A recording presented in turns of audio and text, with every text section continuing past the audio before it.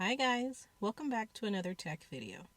In this video, we will talk about the GPU, otherwise known as the Graphics Processing Unit.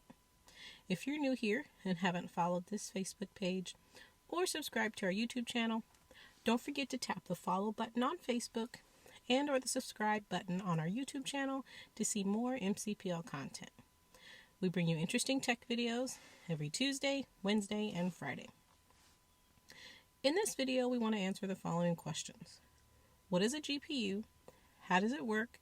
And how do I know which GPU I have? And as per my usual disclaimer, this is but a generalization of how a GPU works, as I am but a beginner in the ways of graphics cards. But I hope that together we can learn a bit more about them and how they work.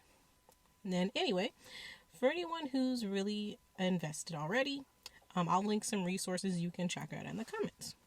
Now, before we begin, let's review what we've learned up until this point in our What Is Tech series. This is the second to last installment, so it seems appropriate. The purpose of this What Is series was to not only expound on the blogs that accompany each video, but to shed light on the terminology and topics that you may encounter in the world of computers that may be unfamiliar to you, but apparent to others. So far, you've learned about the Internet of Things, VPNs, the dark web, encryption, RAM, and the CPU. So go you! I live by the motto to know a little about a lot, so hopefully this series has taught you a thing or two about these basic technology topics. If not, you can watch these videos again, over and over on YouTube as many times as you want. There's no gatekeeping tech around here, friends. Now, I'll be honest. I didn't care much about the GPU when I had a desktop computer, because all I knew was that I didn't have the updates for my graphics card when I would try to play a 3D pinball on my Windows 98 computer when I was in like 7th grade. I really didn't even really understand how computers worked at that point in time, but who did? So it seems that nowadays, everyone is interested in quality graphics cards as the DIY computer building trend is on the rise. Now, when you're learning about the GPU, you may think that it's the same as the CPU, so why bother? Or you don't play computer games, so you don't need to know about it. Now, don't rule it out. It's a very important component that works hand in hand with your CPU to display not only the images you see in computer games, but the images you see on your monitor, period.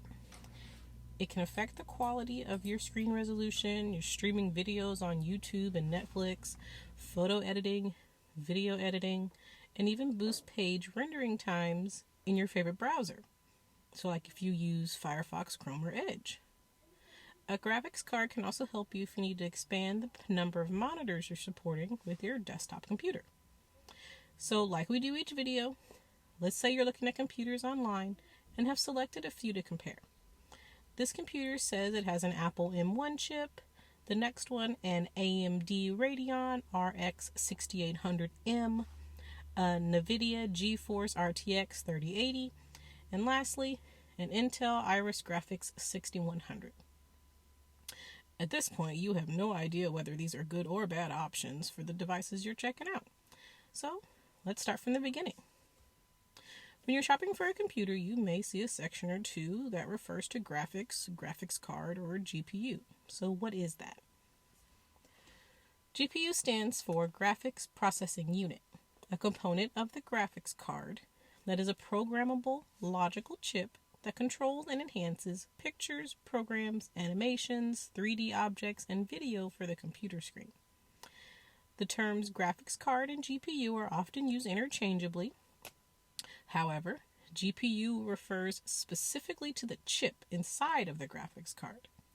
The components of the graphics card are also referred to as just graphics processor, video card, display adapter, graphics accelerator card, video adapter, and so on. You may even hear them called expansion cards, depending on the context.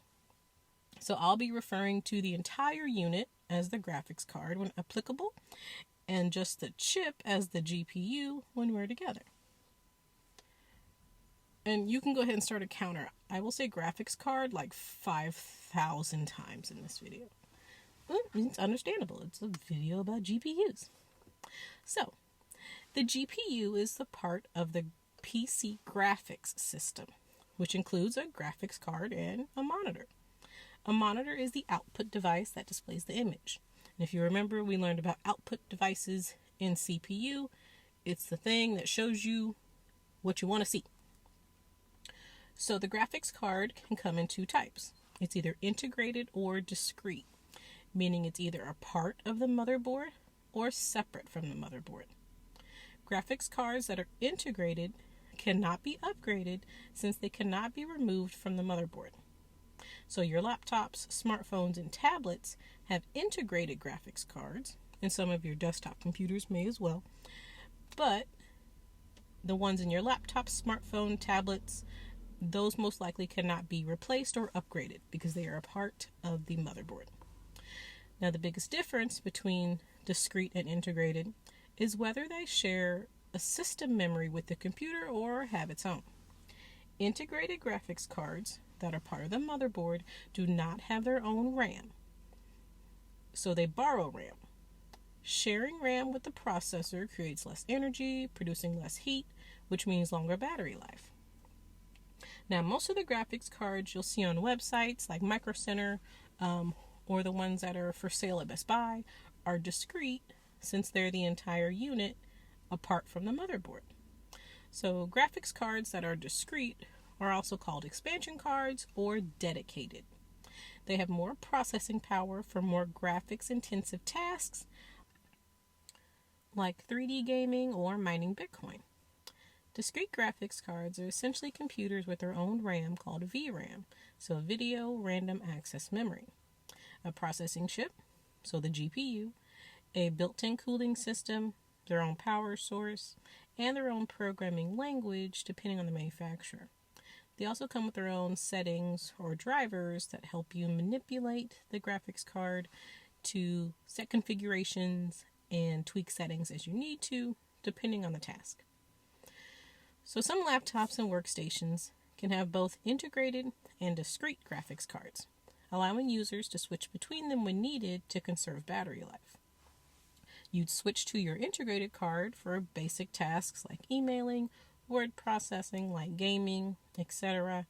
And when you're ready to do heavy graphics work, like using professional creative apps, doing software creation, video, audio editing, application design, and the like, you can switch to the discrete graphics card.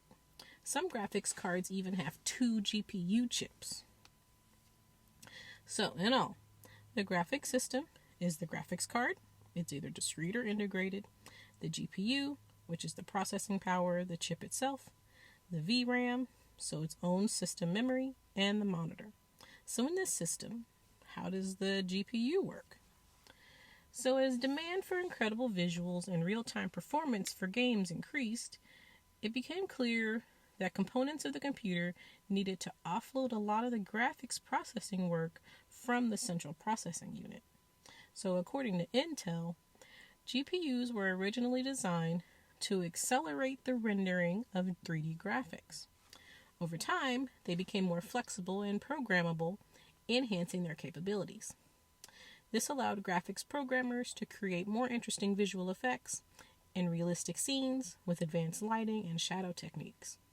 So you may notice now that when even video games, computer games, movies, pretty much anything that comes out that has graphics, we want things to imitate life.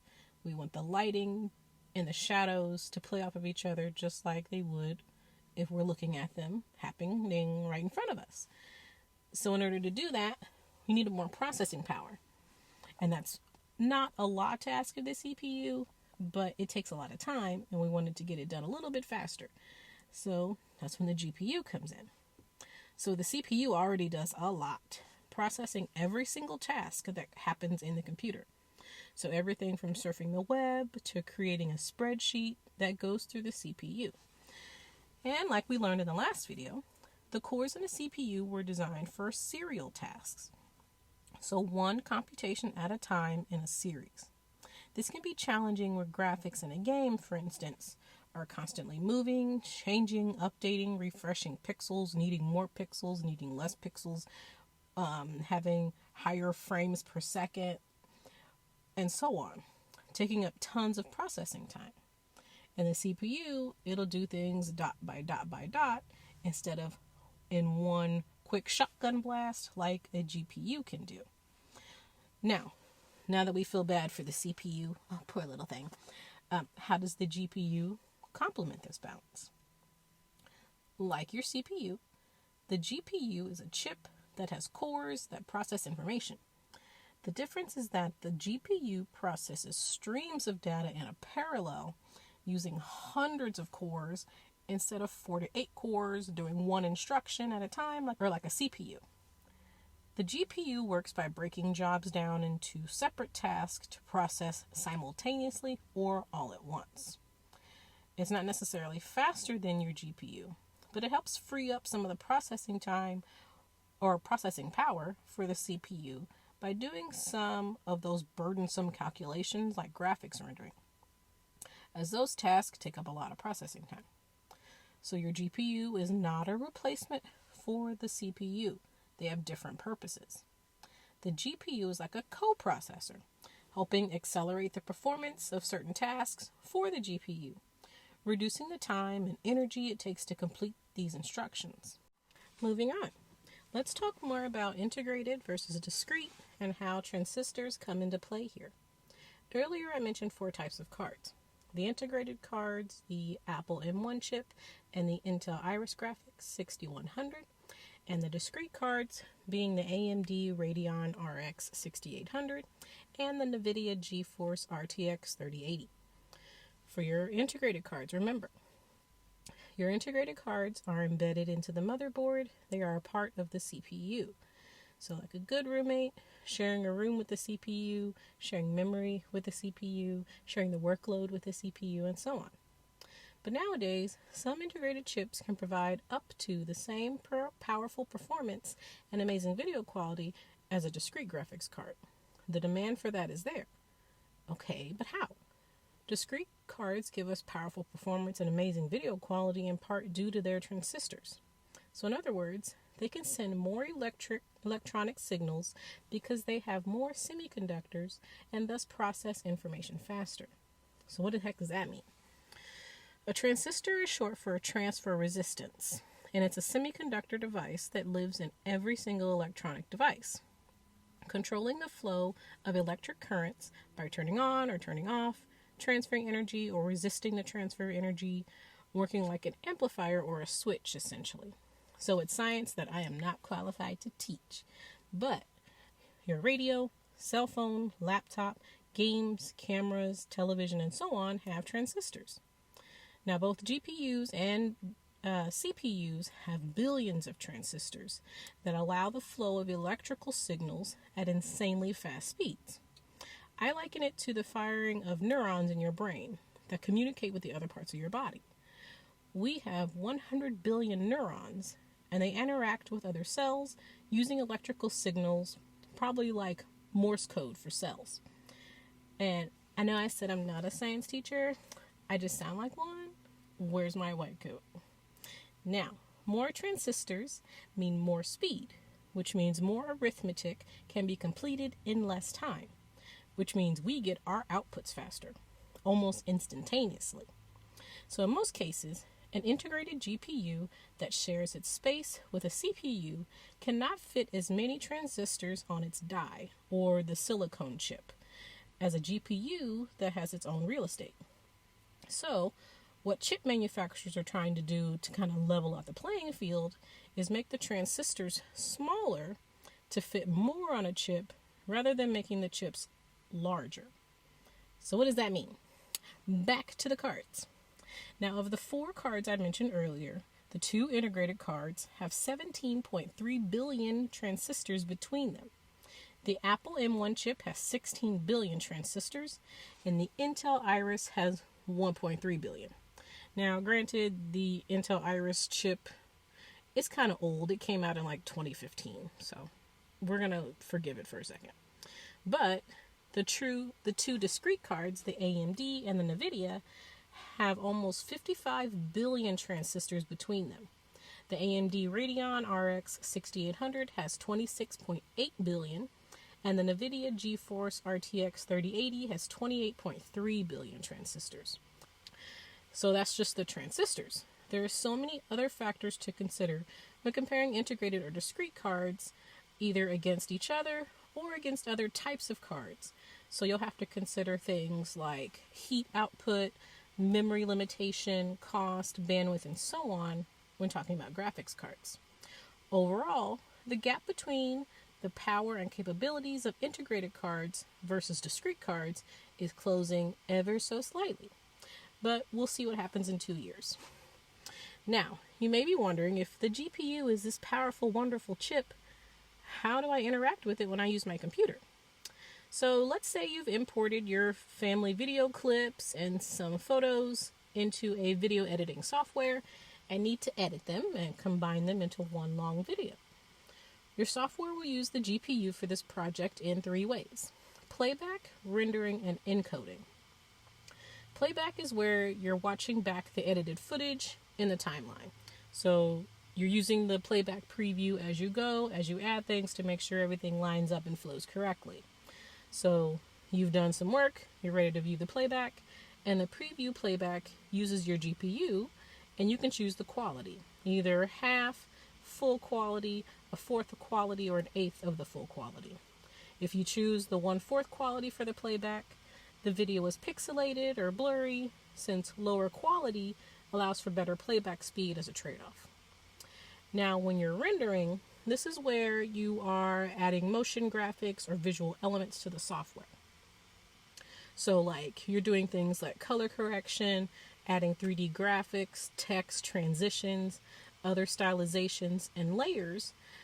These are all tasks that your CPU can throw to the GPU so it can focus on something else.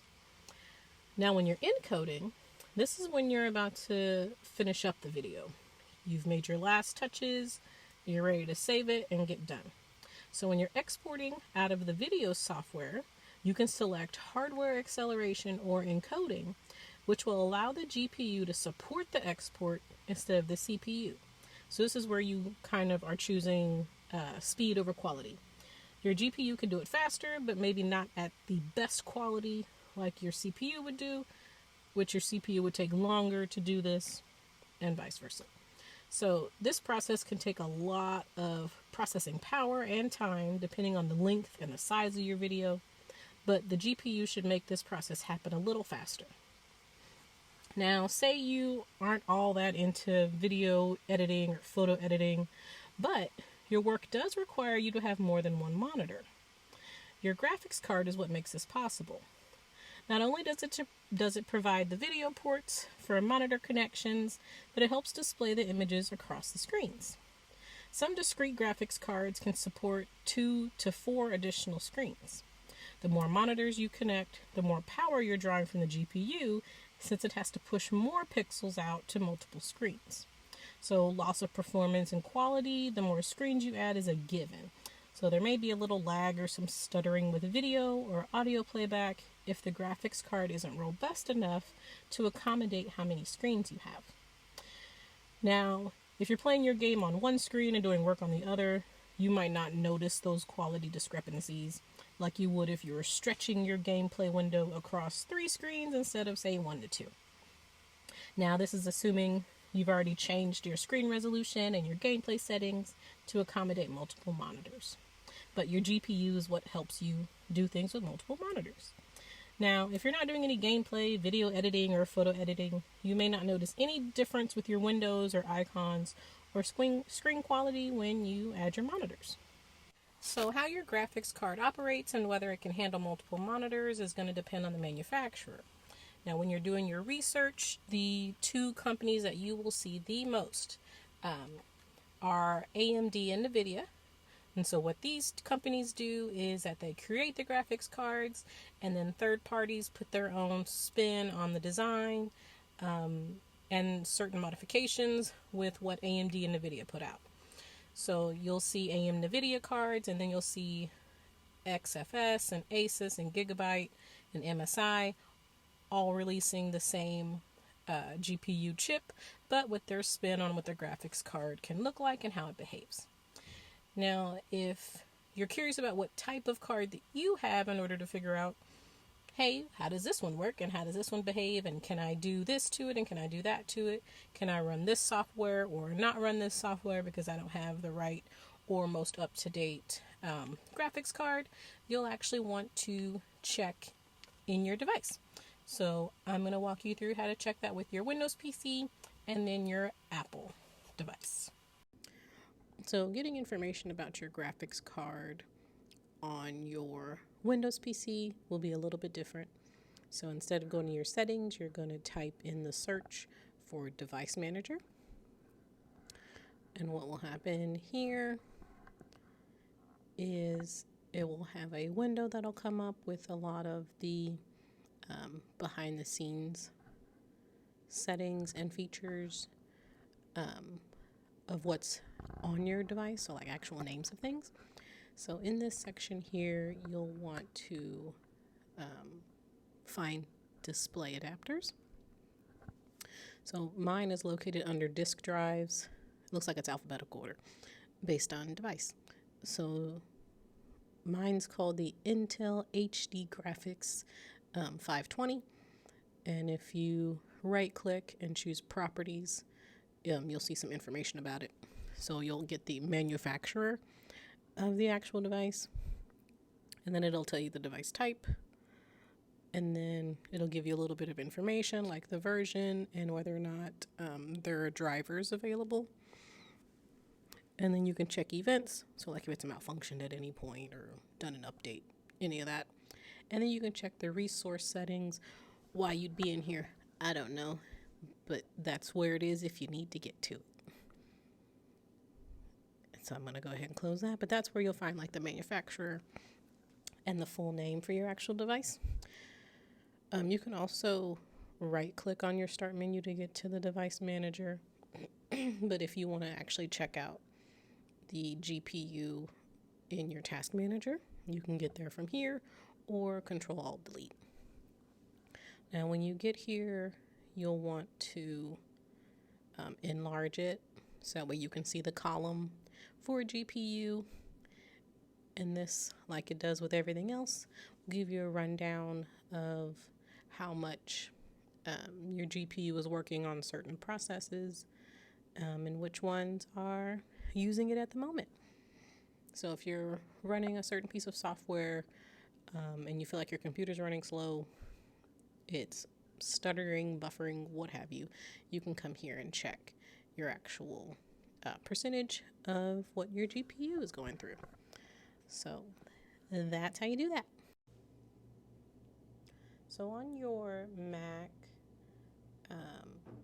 what you'll want to do to check the name of your graphics card is you will want to go to your Apple menu and then choose About This Mac. And this is the same place you would go for your processor and your RAM information. There will be a section for graphics. So you'll see on this particular Mac, I have the Intel Iris Plus Graphics 650 1536 megabyte. So I could just like highlight that name and go Google it if I wanted to find out more information about it. But if I want more information to kind of see what the computer already has available, I can click on System Report,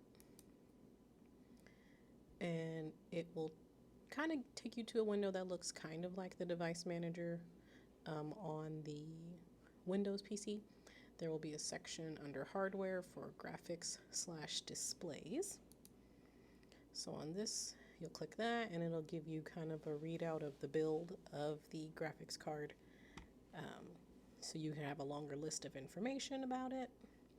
So you'll see it'll tell me the type. It says this is a GPU, of course.